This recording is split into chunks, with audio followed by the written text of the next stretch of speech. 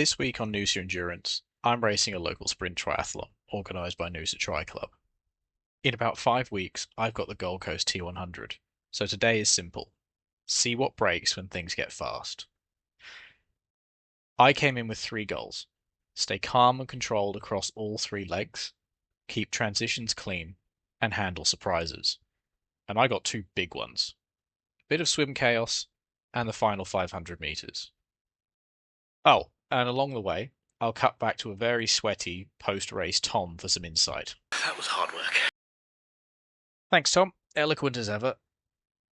Now, let's rewind to the start. Transition setup. Before every race, I run the same setup in transition. Run kit goes behind the bike kit, socks get rolled up and paired with the right shoe, helmet, cap get placed facing me so it's a grab and go, and then a quick bike check for gears and brakes.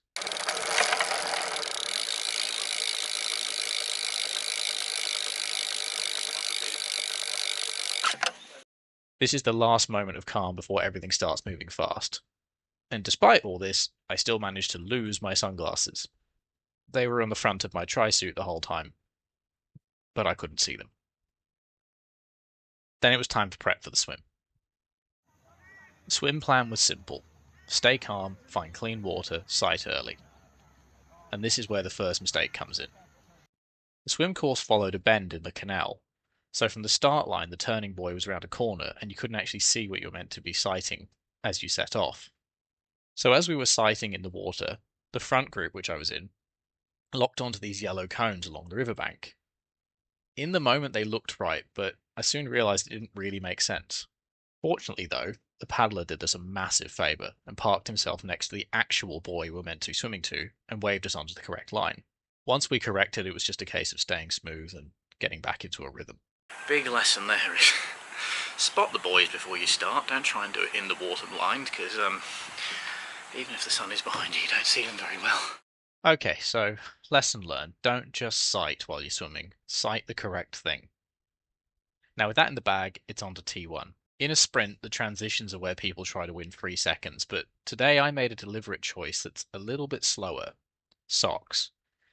Yes, they cost time by putting them on, but for me, comfort is speed. If my feet are annoying me, that's all I can think about. And then...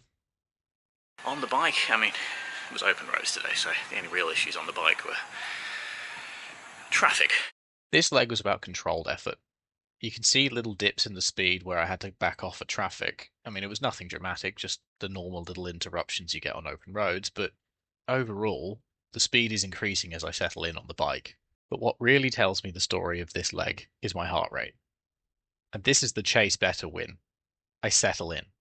Heart rate comes down, and yet speed is going up. I think I held a fairly solid 200 and something watts for most of it.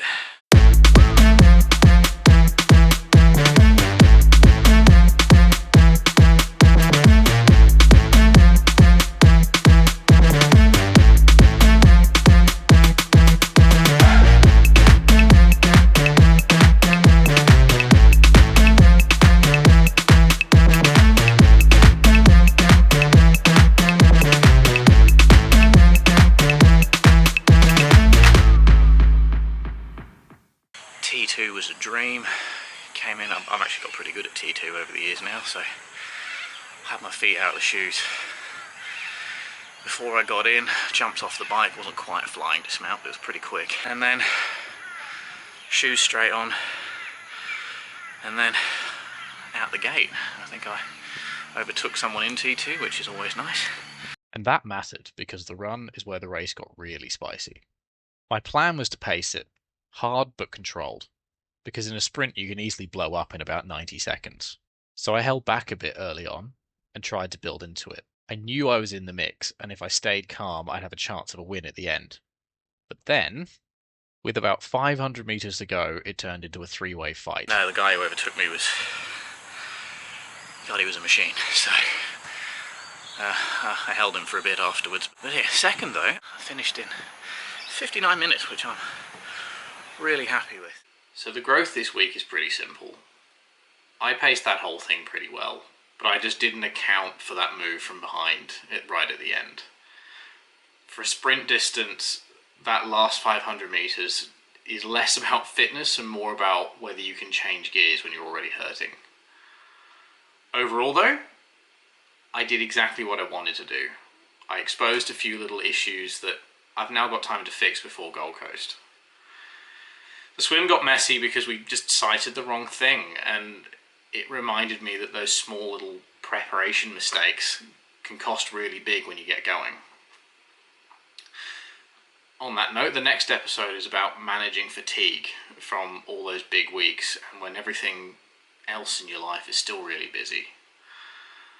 My work's picking up, my family's about to be in town, Gold Coast is only a few weeks away, and so really I just need to stay consistent without burning the candle at both ends.